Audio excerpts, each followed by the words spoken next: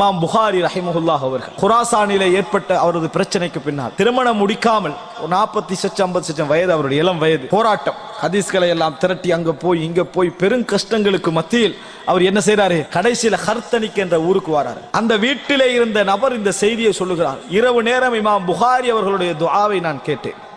எப்படி துஆ கேட்டாருன்னு சொன்னா, யா அல்லாஹ், இந்த பூமி எனக்கு நெருக்கடியாகிவிட்டது, இந்த பூமி எனக்கு நெருக்கடியாகிவிட்டது, எனக்கு ஒரு பொருத்தமட்ட மாதிரியான ஒரு நிலைமை என்ன செஞ்சுட்டு எனக்கு, ஏன்னா அவருக்கு எதிரான எதிர்ப்புகள் நிறைய வந்துட்டு ஆகிவிட்டது. இஸ்லாமிய சமுதாயத்துக்கு சேவை செய்தவர், பூமி எனக்கு நெருக்கடி ஆகிவிட்டது, யா அல்லாஹ் ஃபக்பித்னி இலைக், என்னை உன் பக்கம் அழைத்துக்கொள் அப்படின்னு என்ன செய்தாரு, ஒரு துஆ கேட்டார். காலையில் அந்த ஊரை விட்டு போவதற்காக அவர் என்ன செய்யறாரு, வாகனத்தை எடுக்கிறாரு, ஏற முயற்சி செஞ்சார், கீழே விழுந்து மரணித்தார்.